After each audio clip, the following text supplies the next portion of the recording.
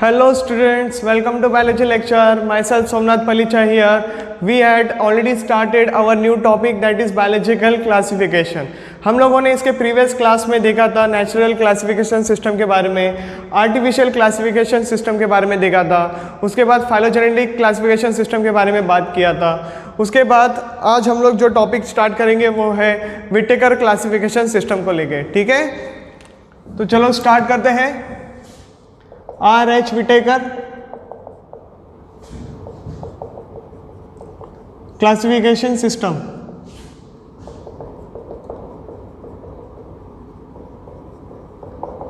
This was the 5 kingdom classification, है ना। हमको अगर याद होगा तो 5 kingdom क्लासिफिकेशन है ये। विटेकर सर ने हम लोगों को पता है 5 कैटेगरी दी थी। ठीक है, पहला Monera, second protista, third fungi, फिर आ गया था प्लांटे और पांचवा है एनिमेलिया, है कि नहीं। फंजाई मल्टी सेलुलर, सैप्रोफाइट्स, उसके बाद प्लांटे मल्टी सेलुलर, ऑटोट्रॉप्स, और उसके बाद एनिमेलिया मल्टी सेलुलर, हेट्रोट्रॉप्स। ठीक है, और प्रोटिस्टा की बात करें तो सब यूनिसेलुलर, यूकैरियोट्स, और अगर मोनेरा की बात करें तो दीज आर बैक्टीरियाज। ओके, ये सब क्या हो जाते हैं, बैक्टीरिया यहाँ पे आ जाएंगे। लोअर ऑर्गेनिजम्स, यू कैन से प्रोकैरियोट्स। ठीक है, अभी ये जो था विटेकर 5 किंगडम क्लासिफिकेशन सिस्टम, तो कुछ क्राइटेरिया होगा ना, ये तो थे ही, लेकिन इसके अलावा हम लोगों ने काफ़ी सारे साइंटिस्ट के बारे में देखा था जिन्होंने 2 सिस्टम क्लासिफिकेशन दिया, 3 सिस्टम क्लासिफिकेशन सिस्टम दिया, उसके बाद 4 आया, फिर 5 आया विटेकर सर का, और इसके बाद कार्ल वूस का क्लासिफिकेशन सिस्टम आया जिसमें 6 क्लासिफिकेशन सिस्टम के बारे में था। मोनेरा को और 2 कैटेगरी में डिवाइड कर दिया था, right, archaebacteria and the eubacteria के कैटेगरी में। बात समझ में आ रही है। तो आज जो हम लोग विटेकर सर का क्लासिफिकेशन जो डिस्क्राइब करने वाले हैं, तो उनके बारे में ये पहचानने की कोशिश करेंगे हम लोग कि एक्चुअल में उन्होंने ऐसे क्या क्राइटेरियाज लिए जिनके वजह से उन्होंने ये काफ़ी अच्छे तरीके से कैटेगरी बना ली Monera, Protista, Fungi, Plantae, Animalia की, जो कि आज के डेट में फॉलो किए जाते हैं, राइट। तो अभी हम लोग क्या बात करेंगे, क्राइटेरिया। चलो यहाँ से स्टार्ट करते हैं। Criteria for Whittaker's classification system, इसके बारे में देखते हैं अभी। ठीक है, कि उन्होंने ऐसे क्या कैरेक्टरिस्टिक को इंपॉर्टेंस दिया है। तो सबसे पहला बात करेंगे, उन्होंने लिया सेल ऑर्गेनाइजेशन के बारे में बात करते हैं। Okay, complexity of the cell लेंगे। ओके, फर्स्ट क्राइटेरिया रहेगा कॉम्प्लेक्सिटी ऑफ सेल, फिर सेकंड कॉम्प्लेक्सिटी ऑफ ऑर्गेनिज्म, फिर तीसरी कैटेगरी जो है वो है on the basis of you can say mode of nutrition,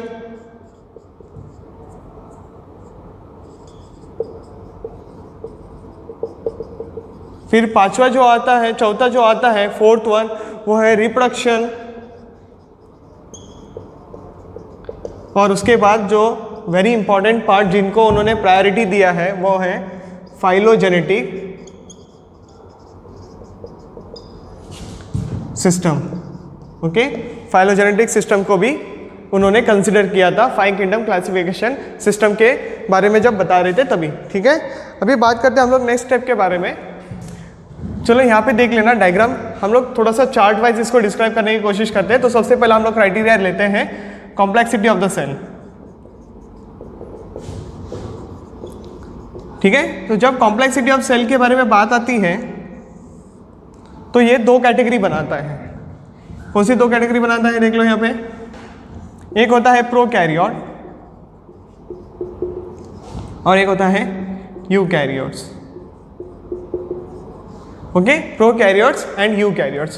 prokaryotes जो होते हैं वो लोअर ऑर्गेनिजम्स हैं, उन्होंने इसको प्लेस कर दिया मोनेरा के अंदर। सारे प्रोकैरियोट्स को किसके अंदर प्लेस कर दिया? मोनेरा के अंदर प्लेस कर दिया, because they are less developed. Coming to the next part, this is the first criteria. Okay, second part के बारे में बात करते हैं, कॉम्प्लेक्सिटी ऑफ, क्या लिया है हम लोगों ने? ऑर्गेनिज्म। ओके, अगर इसकी बात करें तो हमको पता है यूकैरियोटिक अगेन दो कैटेगरी में खुल जाएगा।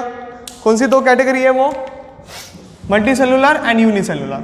ओके, सो सबसे पहला मेंशन कर लेते हैं यहाँ पे यूनिसेलुलर ऑर्गेनिजम्स, और यहाँ पे मेंशन कर लेते हैं मल्टी सेलुलर ऑर्गेनिजम्स। क्लियर हो रहा है? यूनिसेलुलर ऑर्गेनिज्म जो थे इनको प्लेस कर दिया into the category called as Protista. किसमें प्लेस कर दिया इनको? प्रोटिस्टा में। So all unicellular eukaryotic organisms enter into the Protista. Fine. अभी जो मल्टी सेलुलर ऑर्गेनिज्म है उसको on the basis of mode of nutrition के बेसिस पे उसको डिफरेंट कर दिया। क्या? On the basis of mode of nutrition.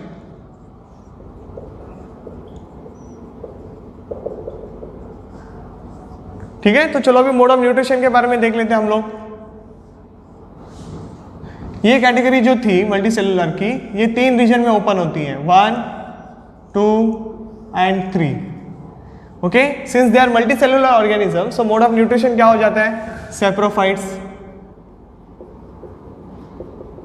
फिर आ जाएगा ऑटोट्रॉप्स, और फिर आ जाएगा हेटेरोट्रॉप्स। ओके, ये 3 कैटेगरी यहाँ पे खुल जाती है। अब तुमको पता है ऑटोट्रॉप्स में कौन जाता है, हेटेरोट्रॉप्स में कौन जाता है। क्लियर हो रहा है कि नहीं हो रहा है कि नहीं? कौन आ जाएगा? सैप्रोफाइट्स में फंजाई, ठीक है। ऑटोट्रॉप्स में कौन आ जाएगा? प्लांटे। और हेटेरोट्रॉप्स के अंदर बट ऑब्वियसली हम लोग आ जाएंगे एनिमेलिया, राइट।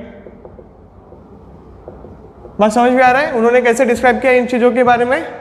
और दूसरा क्या रह गया तुम्हारा? रिप्रोडक्शन। यहाँ पे देख लो, लिख देते हैं हम लोग इसको, रिप्रोडक्शन को सेपरेटली लिख लेते हैं। इसको हम लोग पढ़ेंगे 2 कैटेगरी में, ठीक है। इसको कौन से कैटेगरी में पढ़ेंगे? 2 कैटेगरी में पढ़ेंगे। पहला एसेक्सुअल रिप्रोडक्शन, और दूसरा हम लोग इसको किस तरीके से पढ़ सकते हैं, बट ऑब्वियसली तुम लोग को पता चल ही गया होगा, sexual reproduction. Okay, sexual reproduction. और दूसरा क्या था? Phylogenetic system. इसके बारे में मतलब इसका अगर मैं बता दूं तो ये क्या है? फाइलोजेनेटिक रिलेशनशिप ऑल्सो डिस्क्राइब, ऐसे लिख सकते हैं। समझ में आ गया? मतलब हम लोग को स्पीशीज को इस तरीके से पढ़ सकते हैं कि हम उनके एंसेस्टर लेवल के साथ भी कंपैरिजन कर सकते हैं, पता कर सकते हैं which species are closely related, which species are like very distantly related, मतलब दूर के रिश्तेदार, पास के रिश्तेदार, इनके बारे में भी पता किया जा सकता है। So this is like most followed classification system. वो क्या है? दिस वन इज द, यहाँ पे लिख लेते हैं चलो, it is a most followed classification system. ये आपको ध्यान में रखना है। Okay, Whittaker classification system. हर एक को अपनी अपनी कैटेगरी मिल चुकी है। अभी क्या करेंगे आप लोग? इसका फटाफट फोटो ले लोगे या फिर इसको नोटबुक में कॉपी पेस्ट कर लो, और अभी हम लोग इसके बारे में बात करेंगे, इन 5 के बारे में, fungi, Plantae, animalia, protista and Monera को लेके अभी हम लोग डिस्क्राइब करना चालू करते हैं। ठीक है, मिलते हैं आपको नेक्स्ट स्लाइड से।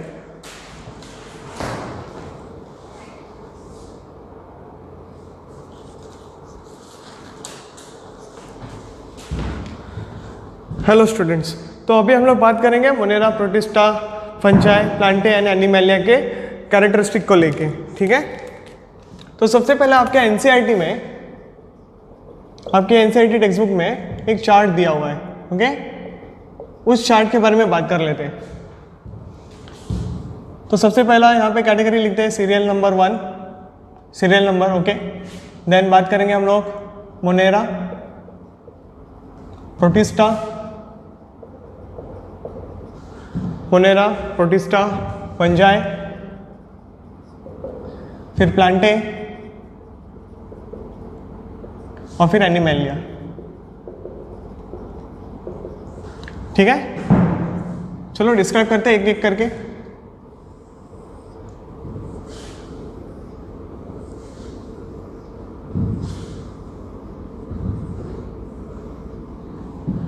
क्लियर है? फाइन। तो इसको भी लाइन बना लेते हैं।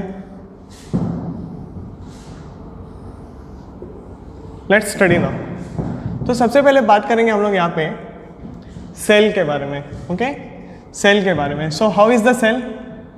यूनिसेलुलर, ठीक है। Protista unicellular. Coming to the next, Fungi multicellular, पता ही चल गया रहेगा आपको। Again multicellular and Animalia, again it is multicellular. Fine, cell आ गया। तो अभी हम लोग न्यूक्लियस के बारे में बात कर लेते हैं, okay. So let's talk about the second category. Nucleus के बारे में बात करेंगे। मोनेरा में एब्सेंट, बाकी सब में क्या हो जाएगा? प्रेजेंट, है ना? Present, present and present. Nucleus तो सब में ही होगा, ठीक है। उसके बाद बात करेंगे हम लोग किसके बारे में? अभी सेल हो गया, न्यूक्लियस हो गया, तो सेल ऑर्गेनेल के बारे में बात करते हैं, ओके। सेल ऑर्गेनेल्स को लेके बात करेंगे। Let's see, absent because these are prokaryotes, इतने डेवलप नहीं होते, they are primitive one. Next coming to the present, eukaryotes हैं, तो इसमें होगा, इसमें भी होगा, इसमें भी होगा, फाइन, और इसमें भी होगा, ठीक है। अब सेल न्यूक्लियस सेल ऑर्गेनल हो गए, तो सेल वॉल के बारे में बात करते हैं। सेल वॉल्स के बारे में, सॉरी कलर चेंज कर देता हूँ, विजिबल रहेगा इजीली, ओके। सेल वॉल के बारे में बात करते हैं। Monera, the cell wall has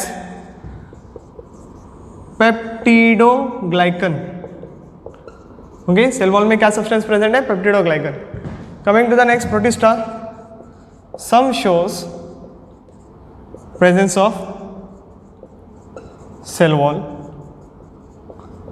fungi जो होता है वो बहुत खास है, हमेशा याद रखना, chitin, okay. What is a substance present in this? Chitin. बहुत बार क्वेश्चन आता है इसके ऊपर, ओके। आपको काइटिन, ये जो सब्सटेंस है, ये आर्थ्रोपोडा फाइलम में भी देखने मिलेगा, क्लास इंसेक्टा, ठीक है। उनके जो एक्सोस्केलेटन स्ट्रक्चर्स होते हैं, उनके अंदर अगेन काइटिन डिपोजिशंस होता है। Coming to the next part, Plantae तो सबको ही पता होगा, सेलुलोस। एनिमेलिया की बात करें, एब्सेंट, सेल वॉल नहीं होता हमारे पास, है ना। ये हो गया इनका। नेक्स्ट कैटेगरी हम लोग लेते हैं पांचवा, जहाँ पे हम लोग बात करेंगे mode of nutrition, okay. Mode of nutrition के बारे में डिस्क्राइब कर लेते हैं। These are Monera like autotrophs, heterotrophs, saprophytes. यहाँ पे क्या आ जाएगा? ऑटोट्रॉप्स, हेट्रोट्रॉप्स, उसके बाद सैप्रोफाइट्स, सेम थिंग। लेकिन इसके अलावा एक और खास होता है, क्या बोल सकते हो? They shows parasitism also, so parasites also, okay. Parasitism भी देखने मिलेगा तुमको। Coming to the next part, Fungi की बात करेंगे। Mode of nutrition, saprophytes, okay, these are saprophytes. Mode of nutrition dead and decay organic matter के ऊपर।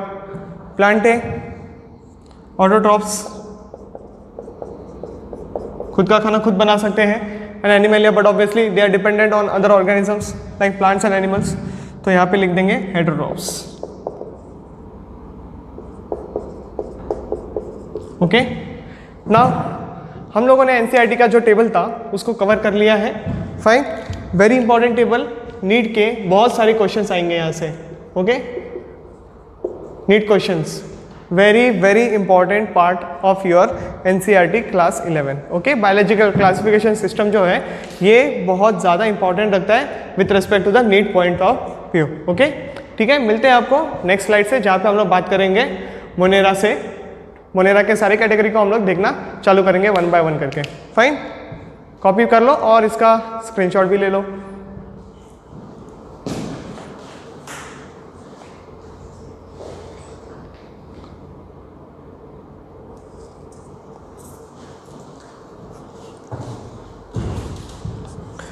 Hello students, तो हम लोगों ने अभी सारी कैटेगरी का एक टेबल देखा था थोड़ी देर पहले।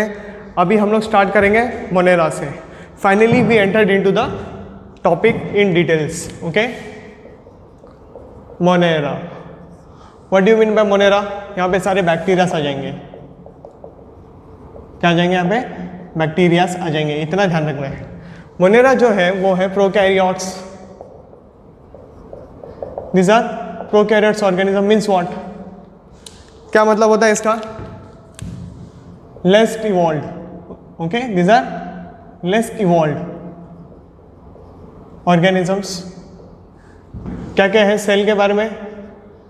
Cell wall absent, nucleus absent, okay, membrane bound cell organelles absent, कुछ नहीं होता है। ओके, सेल वॉल एब्सेंट है, न्यूक्लियस एब्सेंट है, membrane bound cell organelles absent है। ओके, और क्या बोल सकते हो? माइटोकॉन्ड्रिया वगैरह सब कुछ एब्सेंट है। Okay, everything is absent over here. Actually यहाँ पे सब आ जाता है, membrane bound cell organelles like mitochondria, फिर न्यूक्लियस में होता है सेल मेम्ब्रेन, उसके बाद क्लोरोप्लास्ट में वगैरह होता है, ये सारी चीज़ें होती है। ठीक है, आगे देखते हैं। ये तो प्रोकैरियोट्स को लेकर डिस्क्राइब कर लिया। ओके, हैबिटेट की बात करें, हैबिटेट की ऑल हार्श कंडीशन में भी मिल जाएंगे, harsh condition and normal condition. Harsh condition and normal condition में मिल ही जाएंगे। Okay, they will be present.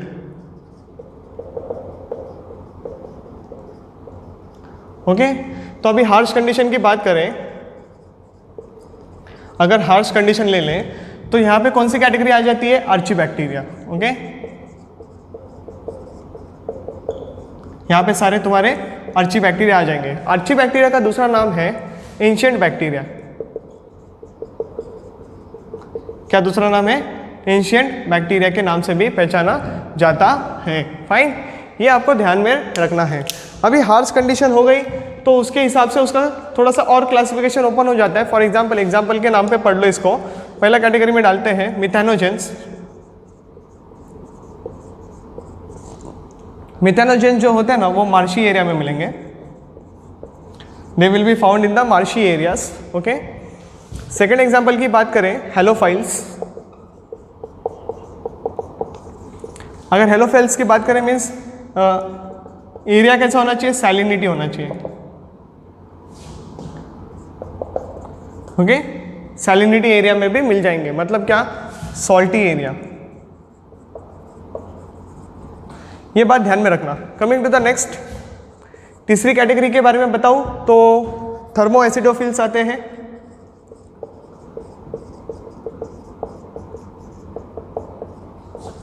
Thermo acidophils जो होते हैं वो हाई टेम्परेचर में सर्वाइव कर सकते हैं। कहाँ पे सर्वाइव कर सकते हैं? हाई टेम्परेचर में दे कैन सर्वाइव। नॉर्मली हम लोग देखोगे तो हम लोग हाई टेम्परेचर में जिंदा नहीं रह सकते। बात समझ में आ रहा है? हमको एसी चाहिए होता है, फैन चाहिए होता है कि नहीं? सो दैट हम लोग अपने आप को कंफर्टेबल महसूस कर सकें। लेकिन बैक्टीरिया तो दुनिया में आपको हर जगह पे देखने मिलेंगे। लाइक आप बोल सकते हो हार्श कंडीशन, ये इतनी सारी मैंने तो ऑलरेडी मेंशन कर दी है। हाई टेम्परेचर में कुछ बैक्टीरिया होते हैं जिसको हम लोग पढ़ेंगे। एग्जाम्पल दे देता हूँ तुम लोगों को एक, thermos aquaticus. Okay, genus species thermos aquaticus. इसका दूसरा नाम जो है वो है टैग पॉलीमरेज। ये एक एंजाइम है। Okay, what is enzyme? Tag polymerase. It acts like a DNA polymerase enzyme. For example, मैं अभी बताने की कोशिश करता हूँ, ध्यान देना ठीक से। जब भी हम लोग डीएनए रेप्लिकेशन के बारे में पढ़ते हैं, हमको रेप्लिकेशन करने के टाइम पे फ्री बट कॉम्प्लीमेंट्री न्यूक्लियोटाइड्स की जरूरत पड़ती है, सो दैट हम लोग हमारा सेकेंड स्ट्रैंड सिंथेसिस कर सके, है कि नहीं?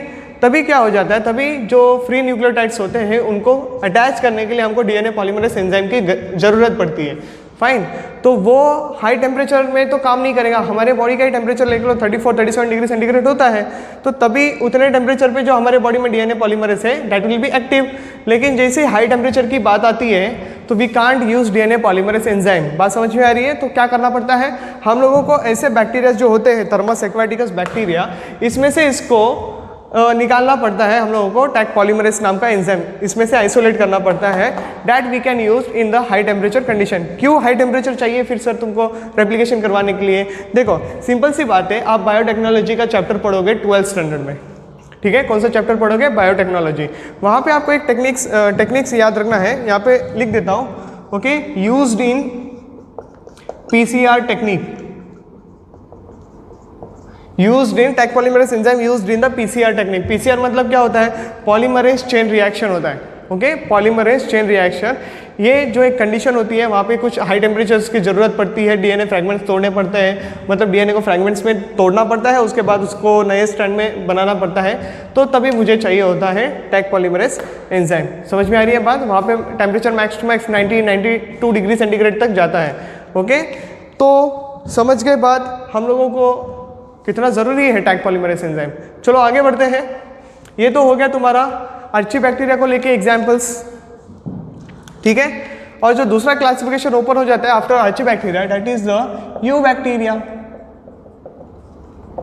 That is what bacteria? You bacteria. अगर यू बैक्टीरिया के बारे में बात करें तो रिक्वायर्ड नॉर्मल कंडीशंस। कौन सी कंडीशन चाहिए होती है? नॉर्मल कंडीशन, जैसे कि अभी रूम टेम्परेचर वगैरह पकड़ लो, फाइन। इनका जो होता है, इनका दूसरा नाम वो है मॉडर्न बैक्टीरिया। क्या नाम से जाने जाते हैं? मॉडर्न बैक्टीरिया के नाम से जाने जाते हैं। वैसे देखने के लिए जाओगे तो वूज क्लासिफिकेशन सिस्टम तो था, है ना? कार्ल वूज, ये जो बंदा था ना, इसने दिया था, राइट? मोनेरा को कितने सिस्टम में डिवाइड कर दिया था? 2, right? Archaebacteria and eubacteria. ये this is nothing but actually domains. क्या बोला जाता है इसको? क्या बोला जाता है? डोमेन्स के नाम से भी पहचानते हैं। ये बात आप ध्यान में रख लेना, ओके? जो कि मोनेरा को 2 कैटेगरी में डिवाइड करता है, इसलिए टोटल 6 क्लासिफिकेशन सिस्टम हो जाता है। कैसे हो जाता है 6 क्लासिफिकेशन सिस्टम इनका? ओके, ये कैसे हो जाता है 6 क्लासिफिकेशन सिस्टम? मोनेरा तो था ही, प्रोटिस्टा था, फंजाई था, प्लांटी था, एनिमलिया था। मोनेरा को और 2 कैटेगरी में डिवाइड कर दिया, सीधा सीधा हिसाब लग गया तुम्हारे पास। क्लियर है? अभी थोड़ा सा हम लोग और डिस्क्राइब करेंगे with respect to the bacteria. Okay, तो चलो बात करते हैं शेप्स को लेके। शेप्स ऑफ द बैक्टीरिया, ठीक है, इसको लेके बात करते हैं। There are 4 basic steps, okay, 4 basic shapes जो आपको एनसीईआरटी के बुक में भी मिल जाएगा। फाइन, पहला आता है कोकाई, फिर बैसिलाई, फिर तुम लोग को मिलेगा third spirillum and the fourth one vibrio. Vibrio जो होता है वो कॉमा शेप होता है, कॉमा शेप। बैसिलाई जो होता है वो रॉड शेप होता है, एंड कोकाई जो होता है वो सर्कुलर फॉर्म में होता है, ओके, सर्कुलर शेप। अगर मैं ड्राइंग बनाऊं तो ये ऐसे दिखेगा, रॉड शेप है तो ये ऐसे दिखेगा, ओके, फाइन। और स्पाइरलम बनाए तो ये ऐसे दिखते हैं। बात समझ में आ रही है? कुछ ऐसा रहेगा। क्लियर है? This is how the spirillum will be looking like. और अगर मैं विब्रियो बनाऊं कॉमा शेप, तो सबको पता है कॉमा शेप कैसे होता है, right? This is how the shape of the bacteria will be looking. Clear है यहाँ तक? एक और होता है जनरली माइसीलियल टाइप का भी। कौन से टाइप का? एक माइसीलियल टाइप का भी होता है, जिसको एक्चुअली ऐसे बोल सकते हो, डायग्राम।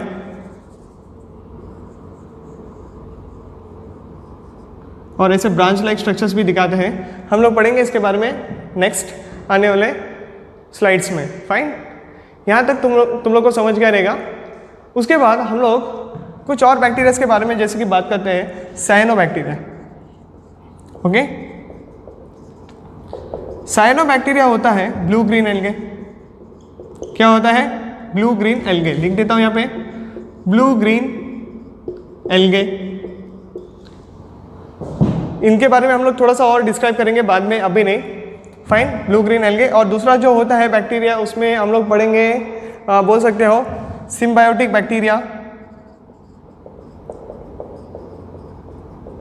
ओके, सिम्बायोटिक बैक्टीरिया पढ़ेंगे, जिसमें हम लोग पढ़ने वाले हैं leguminous plant,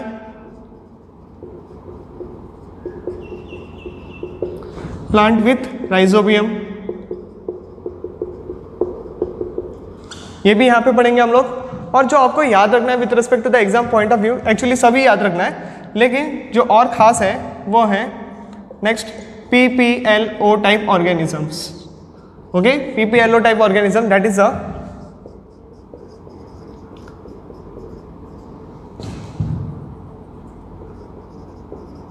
pleuropneumonia type organisms. Okay, pleuropneumonia like organisms, not type, like कर देते हैं। ओके, ये उसका फुल फॉर्म है। एग्जाम्पल यहाँ पे जो एग्जाम में पूछता है वो है माइकोप्लाज्मा। क्या पूछा जाता है? माइकोप्लाज्मा। क्यों ये इंपॉर्टेंट है? क्योंकि this is the smallest organism. Okay, ये कैसा है? Smallest organism and without cell wall.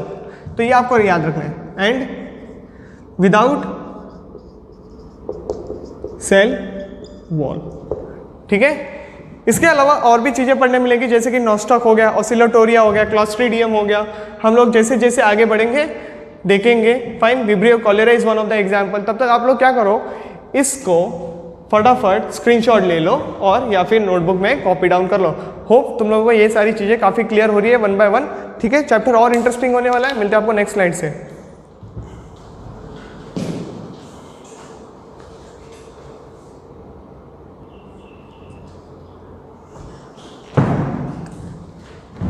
Hello students, हम लोग बात कर रहे थे मोनेरा को लेके। थोड़ा सा और देखते हैं हम बैक्टीरिया को किस तरीके से क्लासिफाई कर सकते हैं। Okay, so way of classification of bacteria छोटा सा है, सिंपल है, ज़्यादा कॉम्प्लिकेटेड नहीं है। ऑलरेडी तुम लोगों ने कोकाई देखा था, कोकाई को देखा था, सर्कुलर फॉर्म में होता है, राइट, है कि नहीं? अगर ये मान लो, अगर मैं ऐसे दो बनाऊं, if there are two individuals, तो इसको बोलेंगे डिप्लोकोकस। क्या बोलोगे इसको? डिप्लोकोकस या फिर डिप्लोकोकाई। फाइन,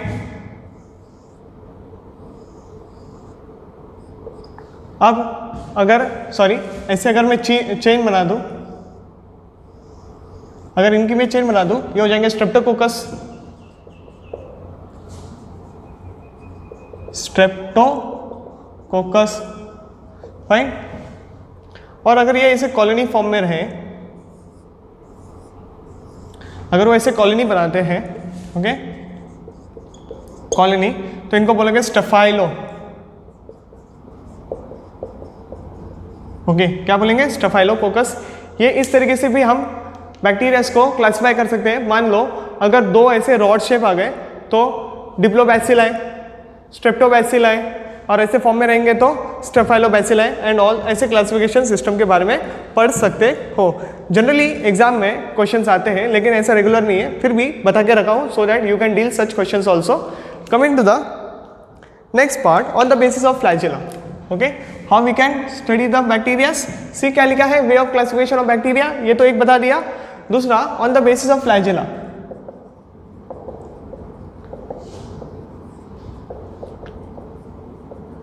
फ्लैजेला, ओके, तो ले लेते हैं दो कंडीशन।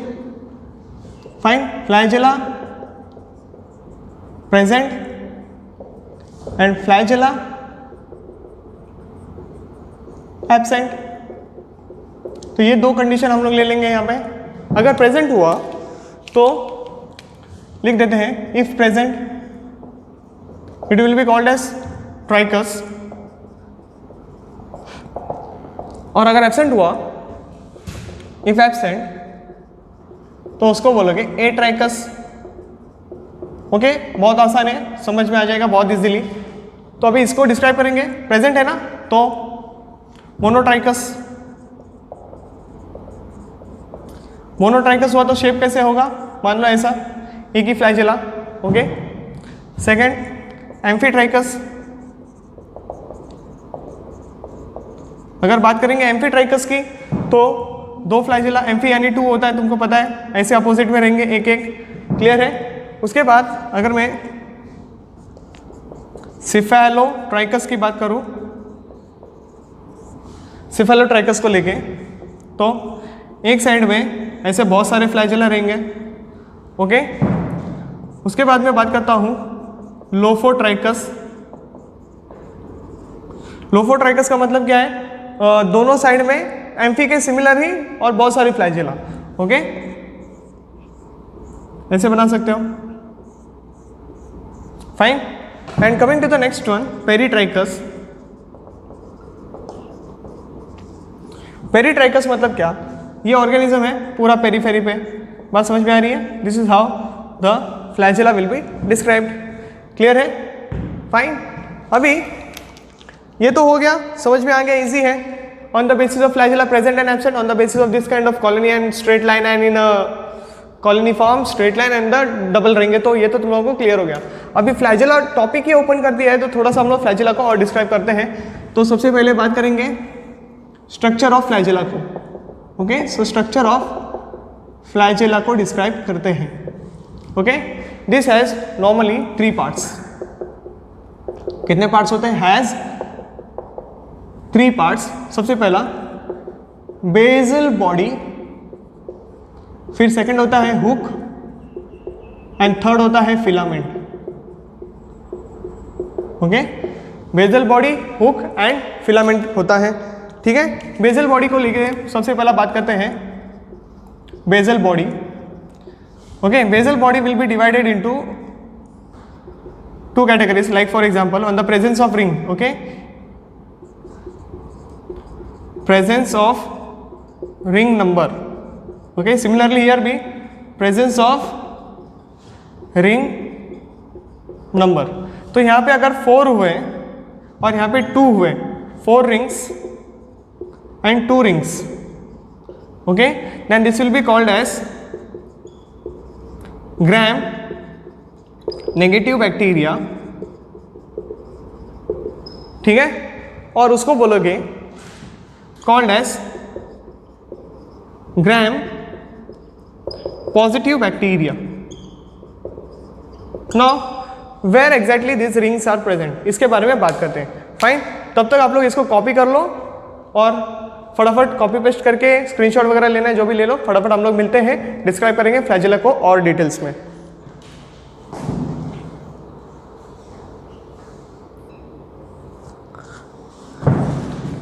हेलो स्टूडेंट्स, तो मिलते हैं थोड़ा सा और फ्लैजेला के बारे में डिस्क्राइब करने के लिए, रेडी। तो there are, I talked about 4 rings, ठीक है। मान लो this is how the rings look like. Okay, 1 ring, 2 ring, 3 ring and 4 rings. Okay, इसका नाम होता है SMLP। क्या लेबलिंग करते हैं इसको, SMLP। S और M जो होता है ये प्रेजेंट होता है सेल मेम्ब्रेन में। कहाँ प्रेजेंट होगा, ये सेल मेम्ब्रेन के अंदर प्रेजेंट होगा। और ये जो प्रेजेंट होते हैं दोनों एक साथ, ये प्रेजेंट होते हैं सेल वॉल में। कहाँ प्रेजेंट होंगे, सेल वॉल में। अगर 4 हुए, सोच लो 1 2 3 4, मतलब SMLP हुआ, SMLP हुआ, this will be gram negative. और खाली SM हुआ तो ये हो जाएगा ग्राम पॉजिटिव बैक्टीरिया। क्लियर हो गया यहाँ तक, ठीक है। अभी मैं क्या करने वाला हूँ, तुम्हारे लिए मैं हुक का डायग्राम भी बताऊंगा, रॉड का डायग्राम भी बताऊंगा, और उसके बाद फिलामेंट के बारे में भी बात करते हैं, ठीक है। तो मान लो this is the basal body बना रहे हैं हम लोग, तो इसको मान लेते हैं हम लोग सेल मेम्ब्रेन। क्या मान लेंगे इसको, इसको मान लेंगे सेल मेम्ब्रेन। सेल मेम्ब्रेन के अंदर हम लोग बनाएंगे मान लो 2 रिंग मैं बना रहा हूँ ग्राम पॉजिटिव बैक्टीरिया, पहचान में आगे रहेगा। ओके, तो लेबलिंग कर देते हैं S and M। ओके, इसके बीच में एक होगा रॉड। क्या होगा बीच में? That is a rod. तो ये जो ब्लैक कलर का सब्सटेंस दिख रहा है यहाँ पे, इसको मैं लेबल कर देता हूँ और रॉड लाइक स्ट्रक्चर। रॉड क्या करेगा?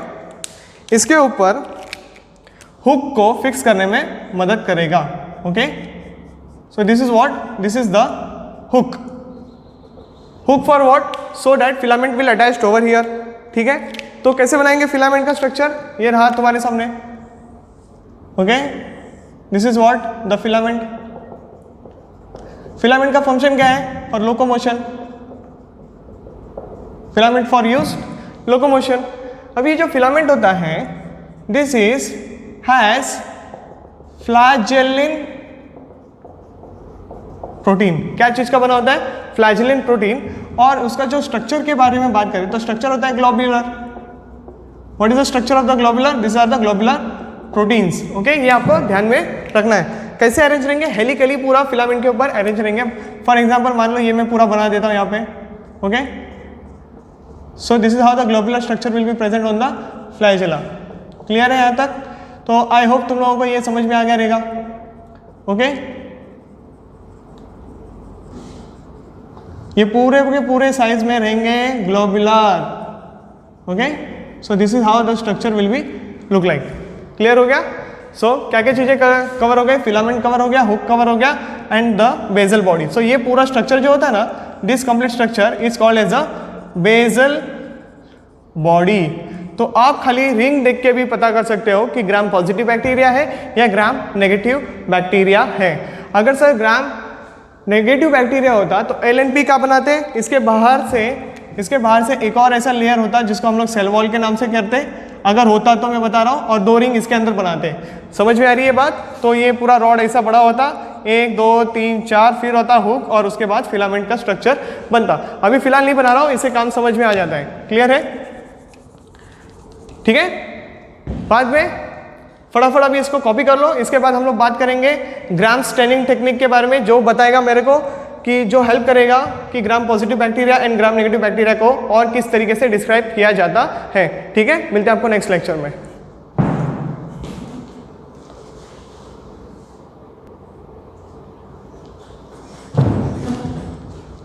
हेलो स्टूडेंट्स, तो हम लोग बात कर रहे थे gram negative and gram positive bacteria को लेके। तो अभी आपके सामने एक नया चैप्टर खोल देते हैं। यहाँ पे साइंटिस्ट का नाम ले लो,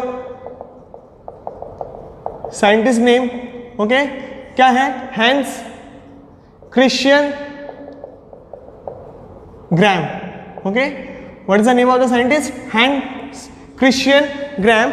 और इन्होंने जो टेक्निक यूज की थी उसको कहते हैं gram staining technique. Okay, gram staining technique for determining gram positive and gram negative bacteria. ये आपको ध्यान में रखना है। फाइन, अगर ये चीजें आपको समझ नहीं है तो आपको पहले 2 चीजें और समझनी चाहिए। मान लो एक बैक्टीरिया बनाते हैं, ठीक है? ये एक बैक्टीरिया है और यहाँ पे बैक्टीरिया बी बनाते हैं। Okay, this is bacteria A and this is bacteria B. और क्या कर देंगे, इसके पास हम लोग एक सेल वॉल बना लेंगे। ओके, इसके बाहर एक मेम्ब्रेन बनाते हैं। You can easily make out the difference between the organism and the cell wall, right? बाहर की लेयर समझ में आ जाती है। This outer layer which I had drawn right now, this is made up of teichoic acid plus peptidoglycan. क्या क्या चीजें इसमें? Teichoic acid plus peptidoglycan.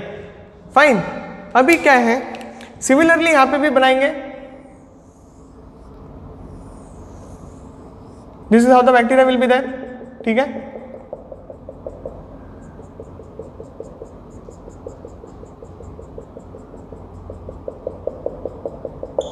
लेकिन यहां पे जो है लेयर, इसमें फर्क देखो क्या है? Peptidoglycan. Okay, no teichoic acid present. Okay, only peptidoglycan will be present, teichoic acid will be absent over here. इसके अलावा इसके बाहर में एक और लेयर बना रहा हूं. ओके, एक और ग्रीन कलर की लेयर दिख रही होगी तुमको.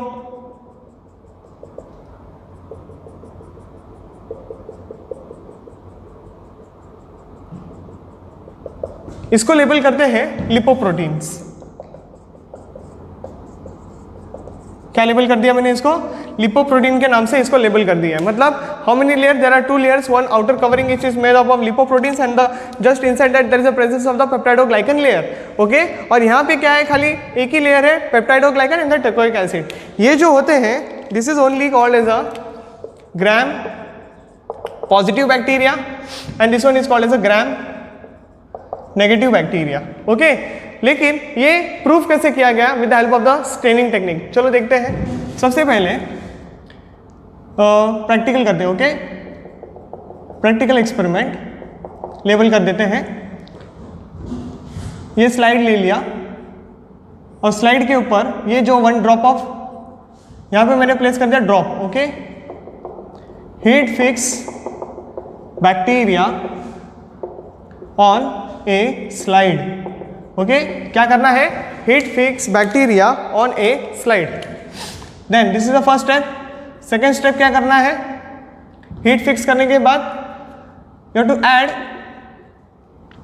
Crystal violet stain. Okay, for and keep it for 30 seconds to 1 minute. 30 seconds to 1 minute तक रखना है. उसके बाद इसको वॉश कर देना है. क्या करना है? Wash it. वॉश करने के बाद आपको इसमें ऐड करना है gram iodide. Gram iodide stain. Okay, and keep for 30 seconds to 1 minute. Gram iodide stain करने के बाद 30 सेकेंड से 1 मिनट तक उसको रखना है. Fine. All bacteria will turn purple. Okay, 5वां step, wash the slide. Wash the slide with 90% alcohol और एसीटोन. इसे वॉश करने के बाद हमको पता चल जाएगा कि जो बैक्टीरियाज है वो पर्पल हो चुके हैं. ओके, सो यहाँ पे ले लेते हैं कंक्लूजन. कंक्लूजन के बारे में यहाँ पे डिस्क्राइब करते हैं. If purple colour appear gram positive bacteria. क्या हो जाएगा? ग्राम पॉजिटिव बैक्टीरिया. ओके, ये हो गया एक thing. If not, then what? If no purple color, then add saffronin. Keep it for 30 seconds to 1 minute and wash it. Wash करने के बाद क्या हो जाएगा? वॉश करने के बाद क्या हो जाएगा? Turns red colour. Bacteria is gram negative. बात समझ में आ गई तुम लोगों को? ठीक है, पहले क्या करना है? स्लाइड लेना है, उसके ऊपर एक ड्रॉप डालना है वाटर का, उसको हीट फिक्स कर देना है. ठीक है, हीट फिक्स करने के बाद क्या करना है? उसके ऊपर क्रिस्टल वॉयलेट का स्टेन डालना है. ओके, कीप करना है हम लोगों को 30 सेकंड से लेके 1 मिनट तक. उसके बाद उसको धो देना है, पानी से धो दोगे. ओके, ऐड ग्राम आयोडाइड सोल्यूशन और उसको वेट करना है 30 से 1 मिनट तक. उसके बाद क्या हो जाएगा? All bacteria will turn purple. अगर पर्पल कलर ले लेता है दैट मीन्स रिजल्ट क्या है? Result is the gram positive bacteria. मान लो पर्पल कलर नहीं आता है तो क्या करना पड़ेगा? No purple colour, then add saffronin to keep it for 30 seconds to 1 minute and then wash it. Okay, you will be getting the red colors and what will happen? The bacteria is gram negative bacteria. क्या हो गया actually? जब ग्राम iodide डाला तो ये जो peptidoglycan teichoic acid है वो ले लेते हैं, लेकिन यहाँ पे ऐसा नहीं होता, यहाँ पे वो अंदर तक जा नहीं पाता है क्योंकि बाहर लिपोप्रोटीन की मेम्ब्रेन है, लेकिन सैफरनिन जो है वो लिपोप्रोटीन एब्जॉर्ब कर लेता है। समझ में आ रहा है? और क्या हो जाएगा, रेड कलर अपीयर कर जाएगा, जिसके वजह से हमको पता चल जाएगा कि वो ग्राम नेगेटिव बैक्टीरिया है। And the gram negative bacteria is the harmful bacteria. ये कौन सा बैक्टीरिया है? Harmful bacteria. किसके लिए? For humans. ये तुमको ध्यान रखना बहुत जरूरी है। ओके, ग्राम नेगेटिव बैक्टीरिया, देखो जितनी भी ज्यादा लेयर रहेगी उतना बैक्टीरिया डेंजरस हो जाता है। ओके, ट्रीटमेंट के लिए टाइम लगता है। डॉक्टर आपको एक दिन में यहाँ पे ठीक कर सकता है, लेकिन यहाँ पे आपको कोर्स लेना पड़ेगा 1 दिन 2 दिन 3 दिन का। बात समझ में आ रही है? डिपेंड करता है कि कितना ज्यादा उसके पास लेयर है, कितना ज्यादा स्ट्रॉन्ग है, उसके ऊपर से काम होगा। बात समझ में आ रहा है? उतना लेयर तोड़ के अंदर जाना पड़ेगा, राइट? तभी जाके वो बैक्टीरिया मर सकता है। I hope you understood the staining technique. Okay, Christian ग्राम, यहाँ पे नाम आपको याद रखना है, कंपलसरी है। This is how you can make the difference between the gram positive and the gram negative bacteria. थोड़ा और डिटेल बाकी है मोनेरा को लेके, हम लोग मिलेंगे नेक्स्ट लेक्चर में। तब तक के लिए थैंक यू।